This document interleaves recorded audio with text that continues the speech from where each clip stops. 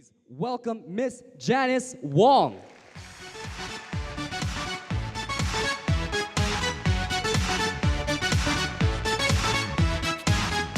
Hi everyone.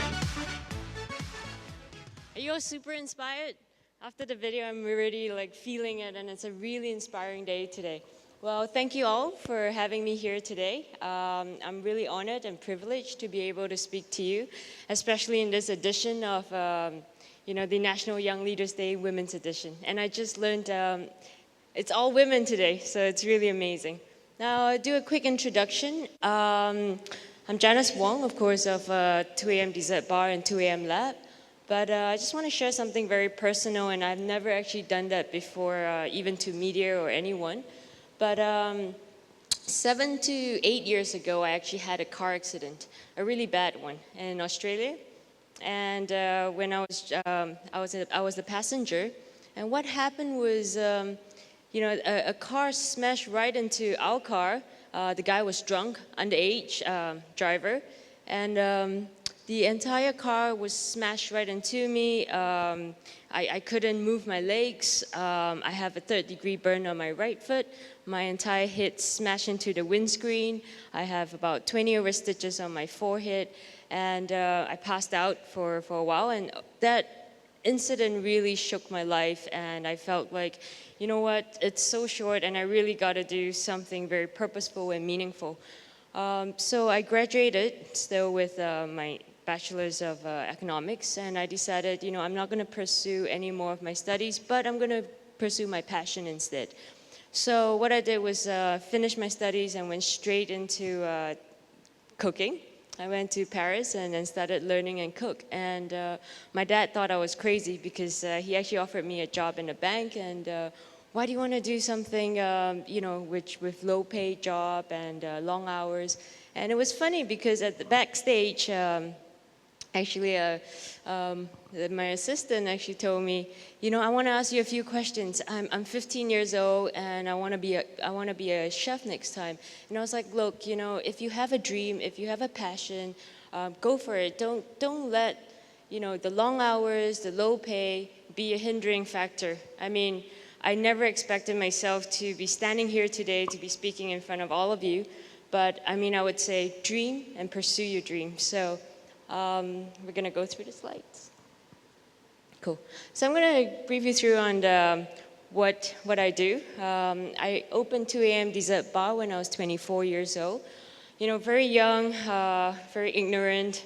I would say I challenged myself every day ever since the car accident. And I wanted to do more, I wanted to do better.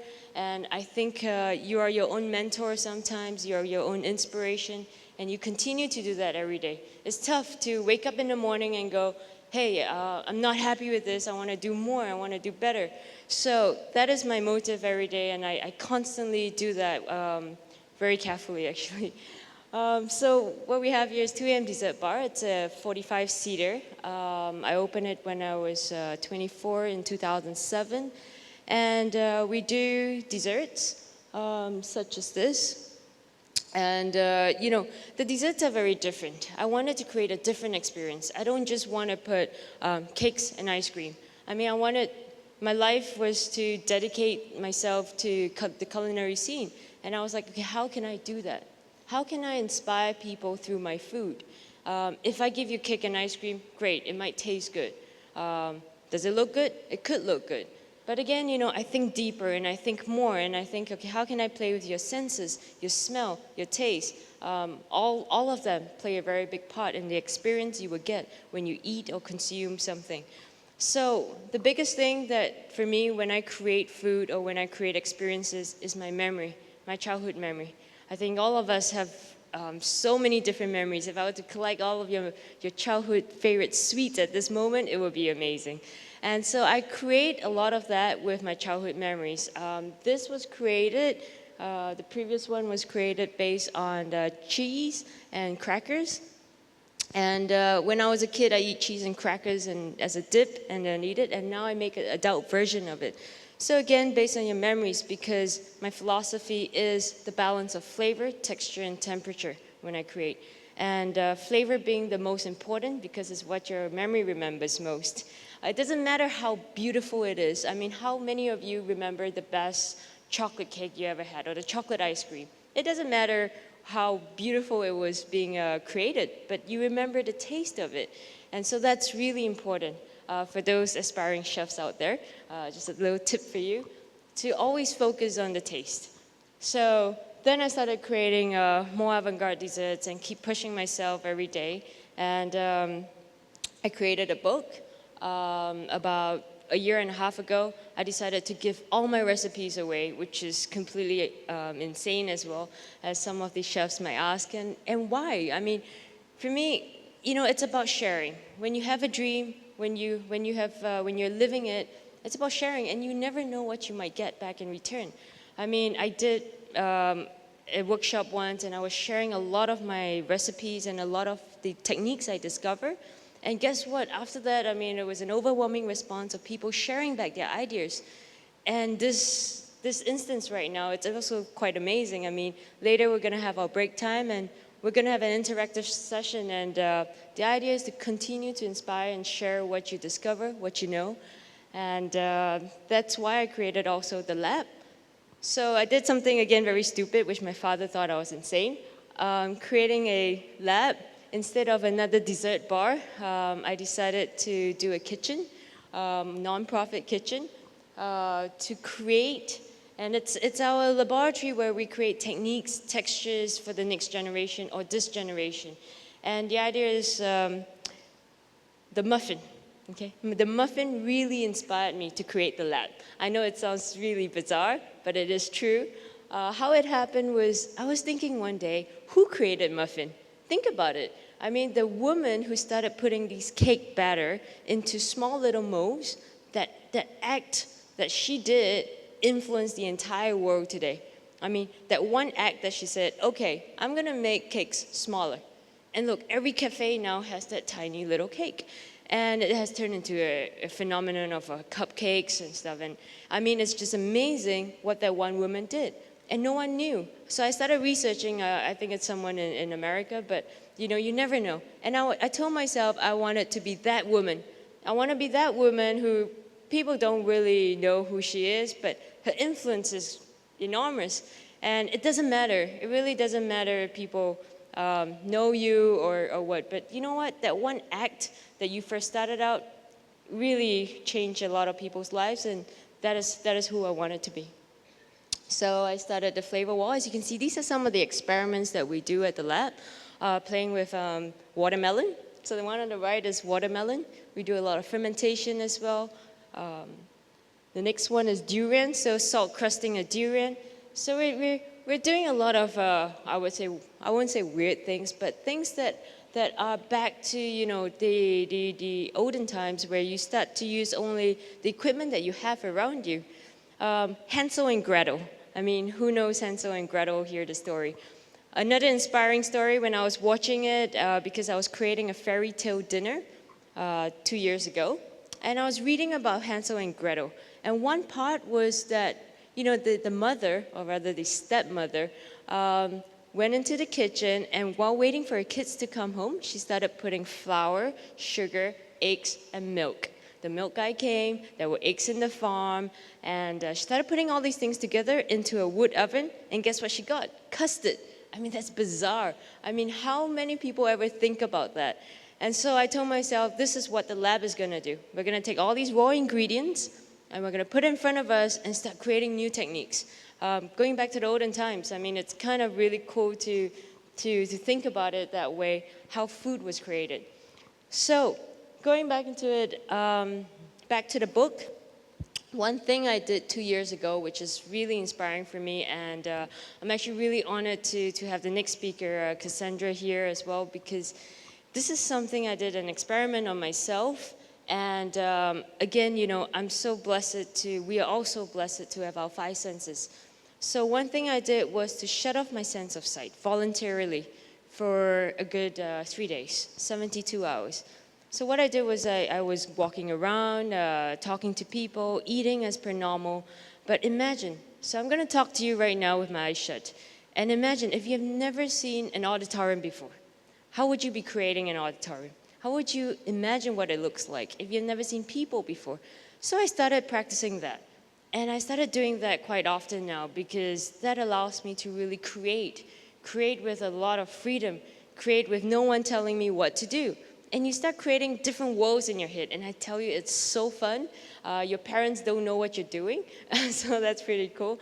I started doing worlds that are black and white. I started doing worlds that are topsy-turvy. I started doing worlds that are completely colorful. And it's so inspiring for me to do that one little act, 5 minutes, 10 minutes, or, so again, that was really inspiring for me to create 4 chapters of the book and started pushing my imagination. Now, of course, it's difficult to say that. It's easier said than done. But I encourage you to push yourself, push your imagination, and let it fly because it's God's gift to you. So this is a broken flower. So imagine, every one of you maybe have seen a nice, beautiful flower. You can imagine that. This was a beautiful flower, but I ripped it all apart, and you can only see the stem. But there's so much beauty in it.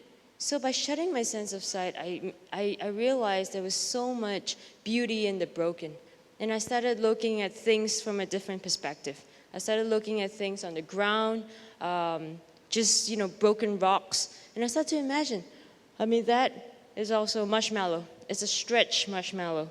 So again, just really pushing my imagination, like how can I create marshmallow Hershey's? I think all of you have seen them in little Hershey Kisses form or a cube. And you would never imagine that to be marshmallow. So the key ingredient today of a dream, I would say, of course, one of the key ingredients is imagination. However, it's not all of it. And I always would say your world is your imagination because it's what you create in your head. What is your world like to you? Of course, don't get too far. I did that once in a while, and it's a bit scary. So this is the piece of rock I was telling you about earlier. And from there, I started creating desserts out of it. So this is the chocolate water dessert. And I told myself, I look at a piece of rock and I want to create something out of it. And I started doing experiments with chocolate and water and egg whites. Quite healthy, actually. And started aerating it, and it becomes like a mousse. So it has become one of my signatures today. And I'm really thankful for that broken piece of rock. So again, open your eyes. Inspiration is all around us. And that's the chocolate water. And now I want to explain another part of my inspirations, where I get it from. It's from one color. So it's pretty amazing. Your eyes are treated with colors every day. There's blue, green, red, you name it all. But what if you only had to work with one color? What would you create? So I started working with just singular colors. And I started with purple, which is one of my favorite colors, and just working with the textures of it. So what I did was taking all the purple ingredients in front of me. Now it's amazing because instead of working with 1,000 ingredients, you only work with 100. And so I started putting purple potato and cassis together, again, one of our signatures. And going into the next one, which is actually orange, and then green, and I think you have also tan. So just working with one colors can really inspire you too. So like I said, I hope you're all inspired because I'm super inspired just by speaking to you. So next thing is, there's so many things that inspire me. It's quite hard to follow myself sometimes, and I get lost in my own world as well. But, sometimes I would take like a pencil or a pen. And what I want to share with you today is one of my creations just by using a brush. So I started scratching chocolate with a brush. And this is what I got, a wood-like texture. And started making all these equipment, or rather making these textures with these simple equipments. And you don't have to have fancy equipment. Maybe the tie that you're wearing right now could be something you can use. Maybe your spectacles or something. I'm talking like far-fetched, but I'm just saying, just imagine, what if, you just use a pin, and that could create something too. So Then I started pushing myself. So I'm like, okay, I've created all these things. What's next? 5 years into the business, we put a lot of plated desserts onto the table. We've served 100 guests average a day. What's next? So a lot of my inspirations come from frustrations. And I'm like, no, I need to feed more people. How am I going to feed more people with just what I have? So what I did was I started doing edible art. So I started making all my desserts into big sculptures to have maybe an entire auditorium enjoy that one piece of art. So next is putting marshmallows on the ceiling.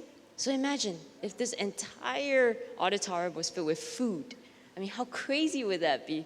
If the entire ceiling was dripping marshmallows on your head right now. I mean, how crazy is that? So that is what I wanted to do. I wanted to do like a 2013 kind of Willy Wonka style. And so what I did was, okay, putting marshmallows on the ceiling. I started putting gummies on the walls. And that's the gummy. And, gummies are known to have like teddy bears and, rounds and circles. But what if, you can just splash the gummy and then people start peeling it off. So I put the gummies on the wall and look at that. People are peeling off the gummies off the wall. So they're interacting with a piece of art. But art, there's no rule to art. You can keep creating art and no one will ever stop you and say, look, it's not pretty. Because art, again, for everyone, if you draw here, art is your own style, and there's no one telling you it's right or it's wrong, it's beautiful or it's ugly. And that's the beauty of art. So when people started breaking off all these things off the walls and 6 hours later, like that one is 6 hours later, and it's still a piece of art. It's completely broken down, but when you take a photo of it, it's still beautiful. So people here are interacting with chocolate, gummies, marshmallows, and then I created something really special as well, interaction. This is actually made of fish tubes, and there are different liquids inside, taste of grass, licorice, and you can see people sucking off the tubes. And that is a really cute act where two people interact and they start sucking off the cubes. They first look at it and go like, what is that? Can I eat that?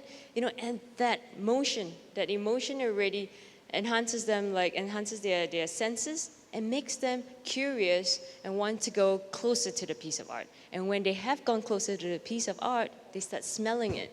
And they're like, oh my God, it's edible. And so then they started sucking it. And the other part I was doing is also with sugar. I do quite a bit of sugar works. And I started doing things that people could interact with. So I started making sugar corals because I love diving. I love the sea. I mean, what's under there. And started making all these corals out of sugar. And I made one. And I always tell myself, if you have one egg, it's beautiful. But what if you have 10,000 eggs here in front of you? I mean, what would that be like? So then I started making one piece of sugar. And that is about like about 50 grams of sugar. So I started working with 1,100 kilos of sugar for an entire month. And I made an entire underwater coral in the Marina Basin Sky Park. And it was for 1,000 people to enjoy. These canapes and these edible art, and they started walking through this. I mean, it really paid off. I burned altogether, I think, 7 fingers. But the idea is, if I saw one thing and I multiply it, how would that be? So again, what is your world like? And I challenge you today to dream, of course, to act on your dream. Don't be afraid to create, to inspire, and to share. Thank you very much. Thank you, Ms. Wong.